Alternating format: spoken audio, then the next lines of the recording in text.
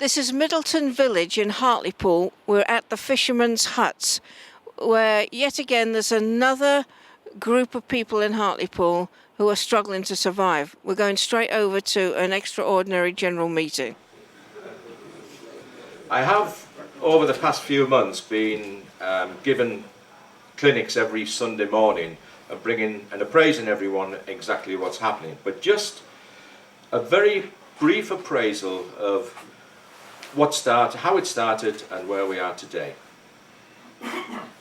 In November 2016, I received a letter from Hartlepool Borough Council stating that they'd been informed that PD Ports, who own the land that we're on, which is subleased to us through Hartlepool Borough Council, were raising the rent.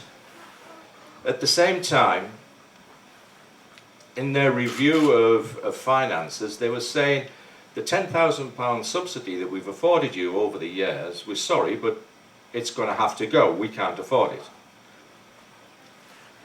From there, in February of 2017, we received another letter from Hartlepool Borough Council stating that they were terminating the present lease 1 year early, and the termination date effectively would be February the 18th next month.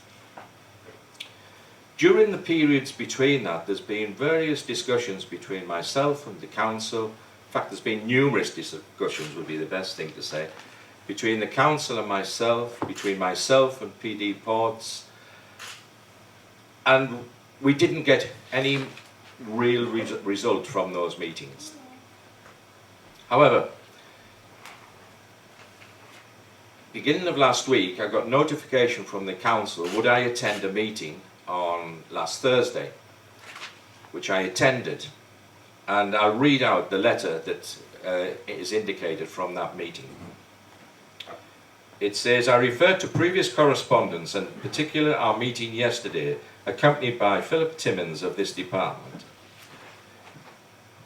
As discussed at the meeting, Hartlepool Borough Council are prepared to rescind the notice to you dated the 14th of February 2017, which presently determines the above lease on the 16th of February 2018, and leave the lease to run to its contractual term end date of the 23rd of April 2019 on the following provisos.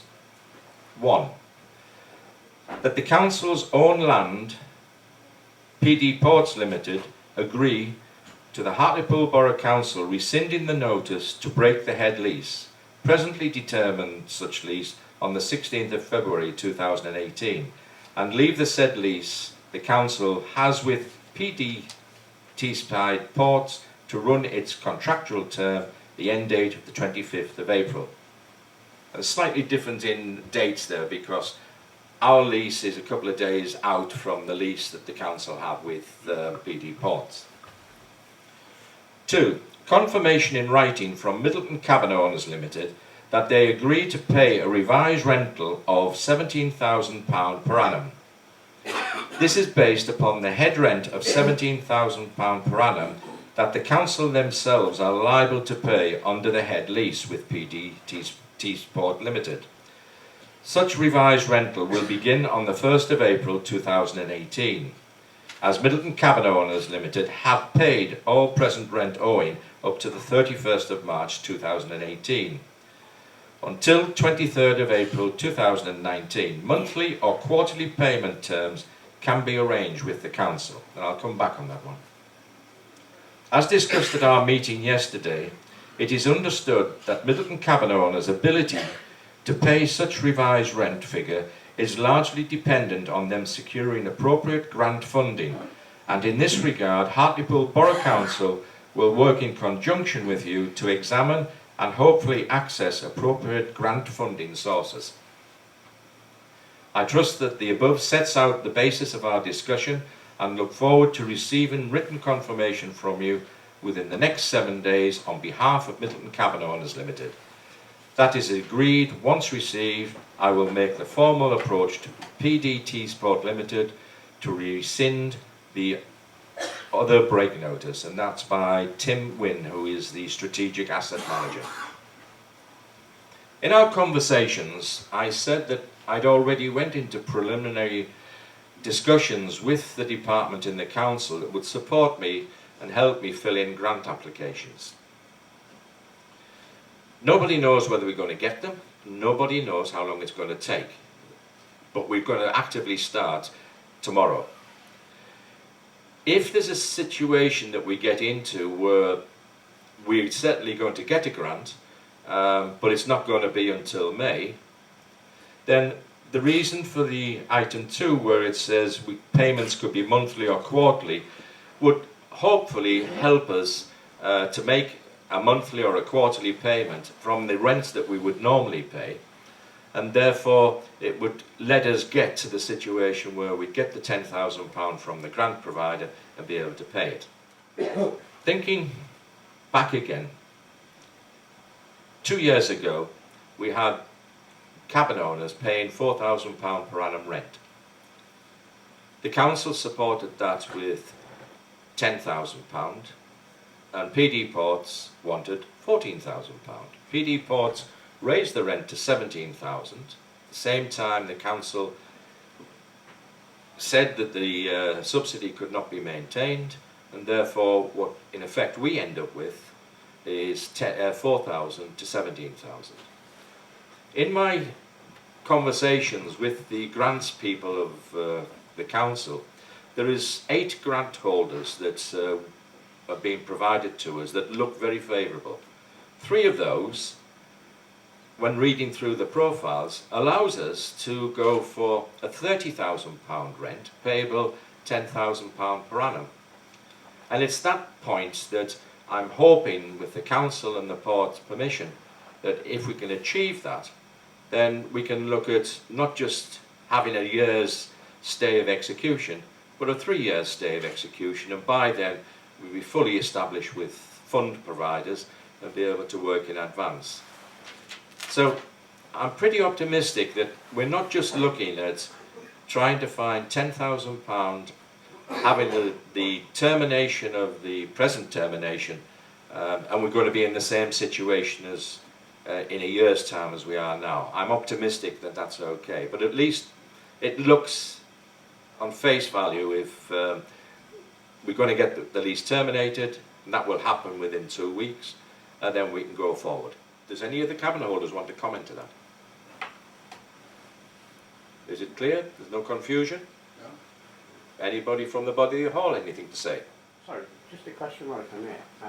Was there no indication from the council that they would consider the proposal given from PD Ports to assist in covering the additional £10,000? That's never been mentioned, wasn't it?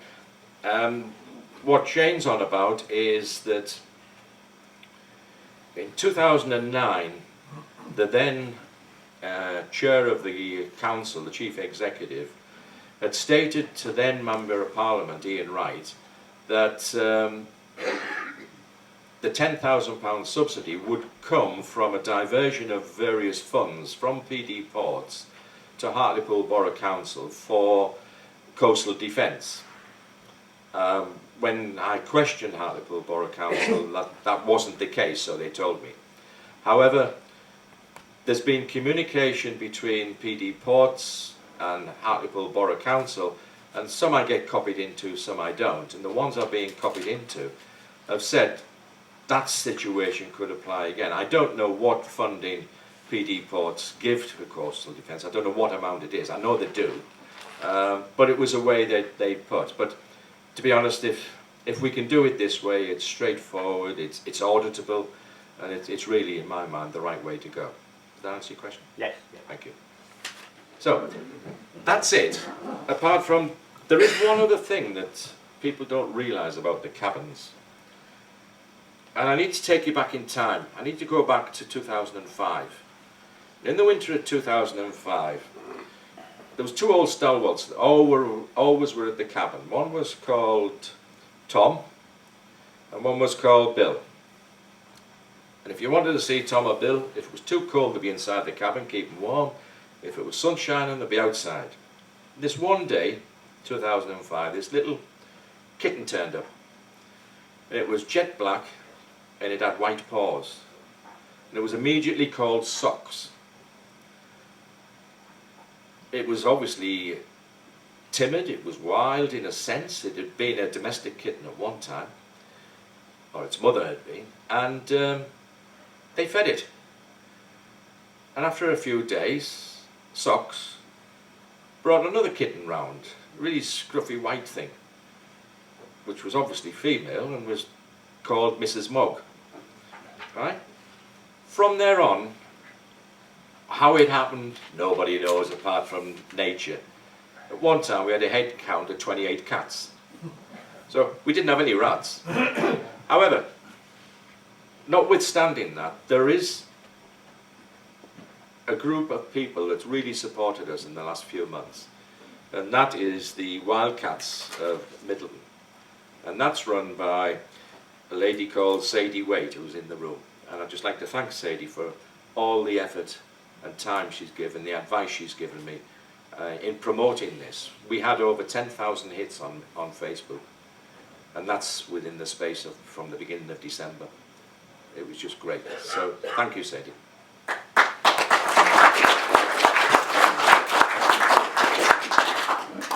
If there's nothing else, no one else has got anything? Yes, Mike. It can't go on this without saying I think you need to be thanked for all the work and effort that you put in. When you came to my surgery, it was pretty bleak, wasn't it? Yeah. It was not looking very good, and the council's position was, we've got to make cuts, and £10,000 is, it might seem not a lot in the scope of things, but it was clear that you were up against it. So I'd just like to say to everybody that gentleman's really worked his socks off to get to this point, and he's worked hard with the councillors to actually get to that point. And I'm fully with you. I think that if you put your shoulder to it, you can achieve that 3 years longevity, and I'll work hard with you to try and get that. Thank you very much, Mike.